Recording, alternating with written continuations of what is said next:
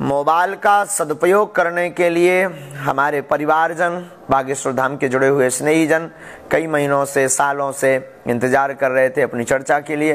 तो एक नया सूत्र, नई यात्रा हमने शुरू की है मोबाइल फ़ोन पर बात करने की।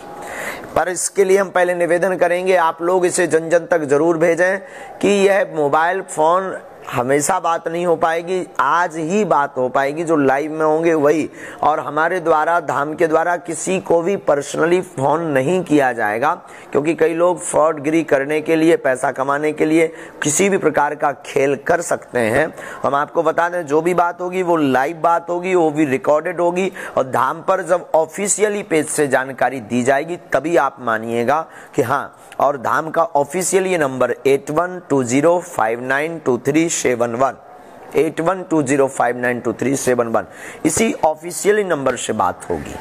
तो अन्न बहकावे में नहीं आना है, हमारा ये करवद्ध प्रार्थना है। दूसरी बात, लाइव पर, कॉल पर चर्चा करने के लिए केवल आशीर्वाद लें। कोई पूजा पाठ समझ में नहीं आ रहा है उसको पूछें। दरबार की चर्चा, अर्जी लगवाना हम प्रार्थना कर देंगे, उसके लिए आपको धाम पर ही आना पड़ेगा। देखो भाई, सिग्नल और सिस्टम तो यही है, सब कुछ आना तो पड़ेगा ही। आप मोबाइल के द्वारा आपकी बात हम तक पहुंच जाएगी, वो तो बालाजी तक वैसे ही पहुंच गई होगी। और हम तो कबाड़ी आदमी हैं, बालाजी सब लीलाधर हैं, वो तो सबके मन की जानते हैं। लेकिन आपको कोई नियम समझ में नहीं आ रहा, पूजा कैसी करनी चाहिए ये समझ में नहीं आ रहा, कोई आध्यात्मिक चर्चा का प्रश्न है आपका, या कोई आप अपना अनुभव साझा करना चाहते हैं, उसके लिए मोबाइल फ़ोन का प्रयोग आप करें।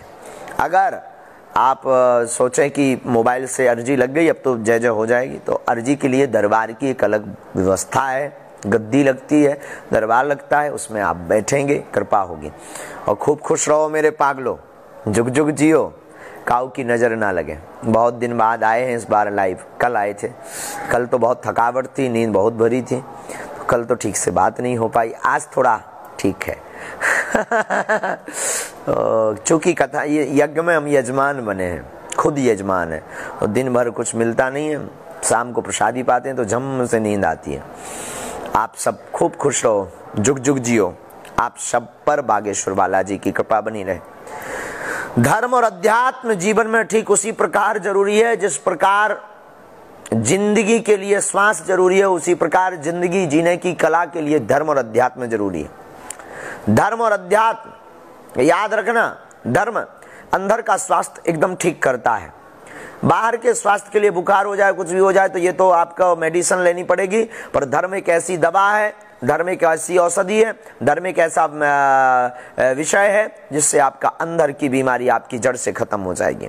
मेरे पागलों, इसलिए हम प्रार्थना करेंगे धार्मिक लोगों से कि धर्म को इतना ही जरूरी है जिंदगी में धार्मिक होना, जितना जरूरी व्यक्ति को यूं मान करके चलिए समाज में रहने के लिए जितना जरूरी तन पर वस्त्र ढकना है, उतना ही जरूरी मन को संतुष्ट, मन को तीव्र करने के लिए धर्म आवश्यक है। मन की बीमारी को ठीक करने के लिए धर्म आवश्यक है।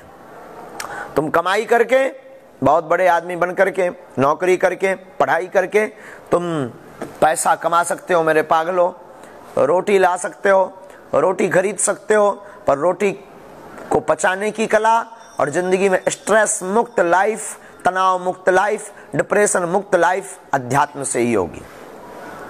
अध्यात्म एक ऐसी औषधि है कि जिसने भी अध्यात्म रूपी औषधि को पाया तो उसने खाक में भी अपने आप को शहंशाह समझा। अध्यात्म एक ऐसी दवा है कि जिस व्यक्ति ने अध्यात्म को पकड़ा, ऐसा व्यक्ति अध्यात्म को पकड़ने के बाद जो टूट चुका उसको पुनः चलने का मौका मिलता है। अध्यात्म एक ऐसी यात्रा है, गिरे हुए व्यक्ति को उठाने का संबल नहीं, अपितु उठाने की कला और अपितु उठाने के लिए बूस्ट भी लगाता है। अध्यात्म एक ऐसी यात्रा है जिसको ठीक यूं मान करके चलिए कि आप जिंदगी में बहुत पस्त हो चुके हैं, परास्त हो चुके हैं, अगर आपने अध्यात्म को पकड़ लिया, अध्यात्म को स्पर्श कर लिया, अध्यात्म के ऊपर चल, अध्यात्म को अपने जीवन में धारण कर लिया, तो आपकी जिंदगी में ठीक उसी प्रकार जैसे यूं मान करके चलिए भूख से मर रहे मृतक व्यक्ति के लिए भोजन जरूरी हो जाता, वैसे ही जिंदगी को चलाने के लिए, जिंदगी को जीने के लिए अध्यात्म जरूरी होता है। अध्यात्म के बिना सब शून्य है और कोरी बातों से काम चलने वाला नहीं है। इसलिए याद रखो, आध्यात्मिक कहलाना बहुत सरल है, होना बहुत कठिन है। आध्यात्मिक होने के लिए कोई बहुत बड़ी डिग्री की आवश्यकता नहीं है। आध्यात्मिक होने के लिए खुद के अध्याय की यात्रा अंतर्मन से प्रारंभ करके और भगवान को जो आपका इष्ट है उस इष्ट का ध्यान, गुरु का ध्यान करना प्रारंभ करना ही अध्यात्म यात्रा है।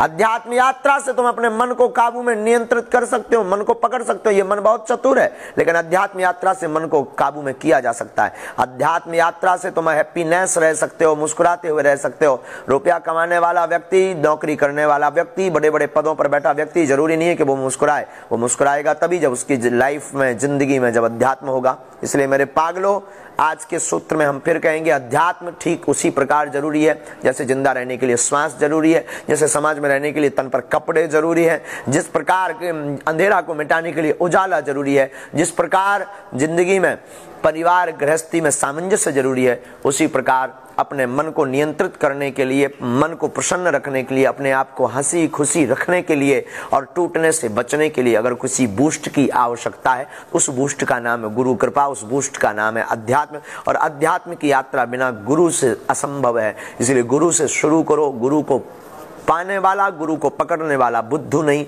अपितु बुद्ध होता है।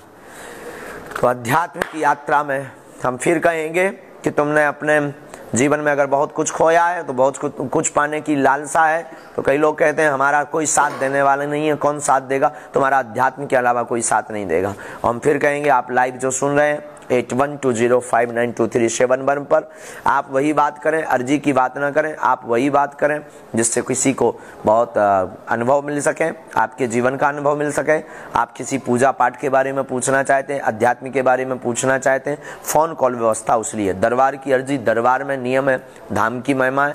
मेरे पागलों, धाम आओ, लगातार न आ पाओ, महीने 2 महीने में 5 महीने में आओ, तब तक घर पर नियम करो।